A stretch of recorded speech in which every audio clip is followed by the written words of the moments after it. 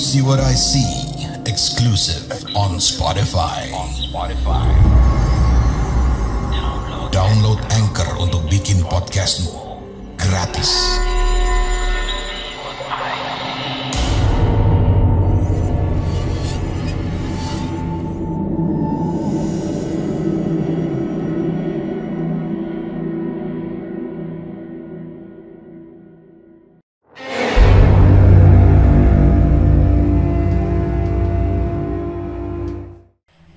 Siapa yang rumahnya itu mepet-mepet banget sama tetangga?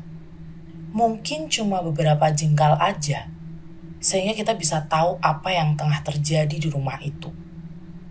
Mulai dari keributan-keributan dan pembicaraan apa gitu yang ada di dalam sana. Kadang-kadang kita tuh gak ada niatan untuk mencuri dengar apa yang sedang para tetangga kita bicarakan. Tetapi karena rumah yang dempet-dempet, jadi menyebabkan kita tahu beberapa hal di dalam kehidupan mereka. Ada sebuah kisah tentang tetangga saya. Ini bukan bermaksud untuk menceritakan aibnya ya, tapi semoga yang mendengarkan kisah ini bisa memetik sebuah pembelajaran akan betapa berharganya orang tua selama masih hidup. Harusnya kita merawatnya dan menjaga dengan sepenuh cinta dan kasih sayang, apapun yang terjadi. Persis di sebelah rumah saya, sebut saja sepasang suami istri itu bernama Yanti dan Erwin. Yanti dan Erwin ini punya orang tua. Orang tua Mbak Yanti ini memang bukan orang tua kandungnya. Sebut saja namanya Bu Syawal. Bu Syawal ini istri kedua ayahnya Mbak Yanti. Istri pertama sudah meninggal dan ayahnya Mbak Yanti ini menikah lagi dengan Bu Syawal. Mbak Yanti ini punya 10 orang saudara kandung, tapi yang tinggal di kota itu bersama Bu Syawal cuma Mbak Yanti aja. Tentu saja ada semacam hubungan tidak baik antara Mbak Yanti, saudara-saudaranya dan Bu Syawal sendiri. Karena ya namanya juga ibu tiri ya. Pun semasa almarhum bapaknya Mbak Yanti ini masih hidup, mereka juga sering banget adu mulut dan ada begitu banyak hal yang buat mereka tuh gak cocok. Ayahnya Mbak Yanti meninggal ketika masa pandemi. Setelahnya gak ada satu orang pun yang mau mengurus Bu Syawal, karena ya tadi itu, Bu Syawal ini memang bisa dikatakan bukan ibu sambung yang baik. Tapi memang semenjak ayahnya Mbak Yanti meninggal, Mbak Yanti ini mau gak mau harus menumpangi hidup Ibu Syawal. Tadinya Bu Syawal dan ayah Mbak Yanti punya sebuah rumah yang mereka tinggali bersama. Tapi setelah ayahnya meninggal, rumah itu dijual dan uangnya dibagi rata. Lalu, kadang-kadang karena Mbak Yanti dan suaminya ini juga tipe orang yang bisa dikatakan suka hura-hura gitu, berfoya-foya, sehingga uang penjualan rumah itu raib gitu aja, habis dalam sekejap mata. Bu Syawal diajak tinggal bersama bukan dalam satu atap, tapi dibuatkan sebuah petakan kecil di sebelah rumah Mbak Yanti. Di sana dia tinggal karena rumah kami itu mepet-mepet banget kan. Bahkan kadang pekarangannya itu tabrakan dengan pekarangan tetangga yang lain. Jadi ya kami benar-benar akrab, dekat gitu. Kadang Bu Syawal ini duduk-duduk di teras sambil melamun. Walaupun orang tua kadang-kadang bermasalah dengan kita, tapi ya tetap aja ya, masa tuanya itu terlihat menyedihkan. Gak mengenakan lah pokoknya. Apalagi Mbak Yanti ini gak mau merawatnya gitu. Mbak Yanti dan suami kerja selalu pulang malam, sehingga sehari-hari Bu Syawal ini ngurus cucu-cucunya. Kadang juga cucunya dititipkan ke orang tuanya Mas Erwin, karena Mbak Yanti nggak kepengen anaknya itu deket-deket sama ibu tirinya. Nah, suatu hari Bu Syawal ini, ya mungkin karena faktor usia ya, sudah tua. Beliau tiba-tiba meninggal dunia gitu aja. Mbak Yanti sama Mas Erwin ogah-ogahan ngurus segala sesuatunya. lagi-lagi tetangga dan Pak RT yang membantu mengurus. Mulai dari memandikan, mengkafani, sampai menguburkan. Mbak Yanti sama Mas Erwin bahkan gak mau mengadakan takziah. Tentu saja hal itu menjadi perbincangan warga. Alasan mereka ya karena Bu Syawal ini gak pernah baik sama mereka semasa hidupnya. Dia juga bukan orang tua kandung saya. Jadi saya gak mau bertanggung jawab untuk itu semua, ucap Mbak Yanti saat ada beberapa orang tetangga menanyakan mengapa ia tidak mengadakan takziah untuk Bu Syawal. Ya, tetangga tidak ada yang bisa memaksakan kehendak. Walaupun memang terlihat cukup miris dan amat sangat disayangkan. Lalu ada sebuah kejadian, di mana beberapa hari setelah Bu Syawal dimakamkan, saya yang rumahnya memang bersebelahan persis dengan rumahnya Mbak Yanti. Bahkan jendela kamar saya itu berhadapan dengan jendela kamar Bu Syawal. Pas tengah malam, jendela kamar saya diketuk beberapa kali. Ada suara panggilan lirih menyayat hati. Tapi malam itu saya dibuat gak sadar kalau Bu Syawal itu sudah meninggal dunia. Ketukan-ketukan itu terdengar beberapa kali. Halimah, Halimah, minta makan Halimah. Suaranya persis suara Bu Syawal. Dan memang semasa beliau masih hidup itu memang seringkali meminta makan. Tapi saya sudah tahu dan sudah mengerti. Sebelum beliau minta makan untuk sarapan, makan siang, ataupun makan malam, saya biasanya nganterin terlebih dahulu. Soalnya kayak gak tega aja gitu ngasih makan pas dia udah minta terlebih dahulu.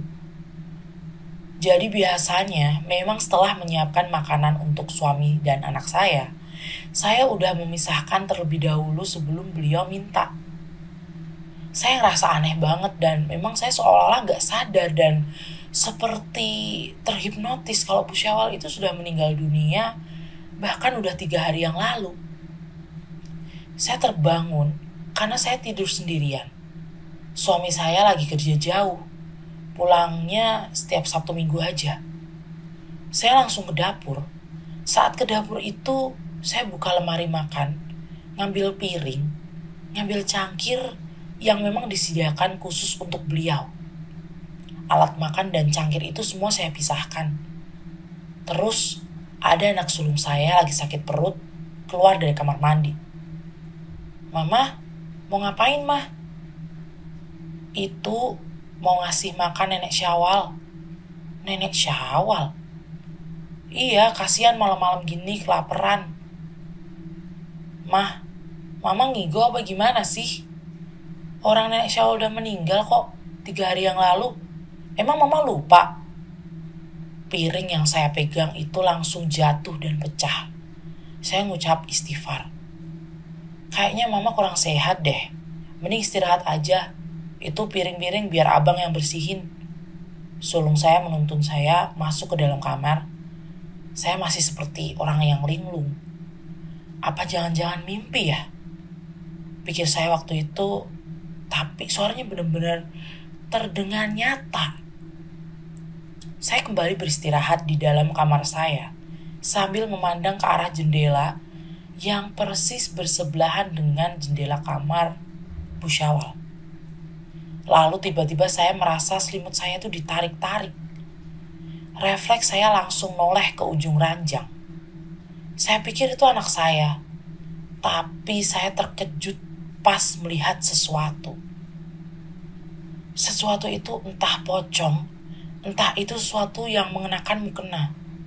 Tapi memang gak seketat pakaian pocong karena agak sedikit longgar. Wajahnya wajah Bu Syawal. Saya langsung memekik kaget. Yang saya lihat, tahi lalatnya juga sama persis dengan tahi lalat Bu Syawal. Ya Allah, astagfirullahaladzim, ucap saya panjang. Anak-anak saya mungkin ada yang belum tidur, sehingga abang dan adiknya yang nomor 2 itu langsung masuk ke dalam kamar, yang memang gak pernah saya kunci. Ada apa, Mah? Ada apa? Saya nunjuk-nunjuk ke arah ujung ranjang dekat jendela. Ada Bu Syawal, ucap saya ketakutan. Saya shock karena saya disadarkan oleh sulung saya yang mengatakan kalau Ibu Syawal itu udah meninggal 3 hari yang lalu. Istighfar, Ma, istighfar. Mereka mengambilkan air minum, meminta saya untuk minum dan membaca istighfar pelan-pelan. Tapi hati saya tuh gak tenang. Besoknya saya dan sulung pergi ke makam Bu Syawal karena memang kebetulan deket rumah. Saya di sana berdoa, saya minta maaf jika semasa beliau hidup, beliau gak bisa saya urus dengan baik. Nah, kejadian itu berlalu begitu aja. Sampai tiba-tiba ada kejadian yang cukup menggemparkan tetangga. Waktu itu saya gak tahu apa sebabnya. Si Yanti ini teriak-teriak sambil marah di petakan kecil tempat Bu Syawal tinggal. Dasar orang tua nyusahin. Pergi sana. Jangan pernah datang ke rumah ini lagi. Dari dulu kamu tuh udah nyusahin. Udah nyusahin ayah. Nyusahin anak-anak ayah juga. Dia marah-marah sambil melempar pakaian dan kerudung punya Bu Syawal. Kami sebagai tetangga ya cuma bisa diem aja. Ada juga yang berani dekat terus berusaha untuk nenangin. Tapi malah dimarah-marahin sama Mbak Yanti. Enggak lama setelah Mbak Yanti itu membuang pakaian-pakaian Bu Syawal, tiba-tiba dia kayak terhuyung-huyung sendiri gitu. Adegannya itu ya kayak seolah-olah ada yang menamparnya 2 kali bolak-balik. Kami bisa melihatnya dengan jelas, karena rumah itu deket banget dengan rumah kami.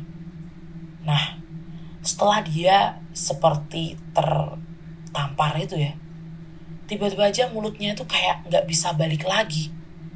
Kayak agak miring ke kanan gitu. Kayak maaf, kayak orang stroke.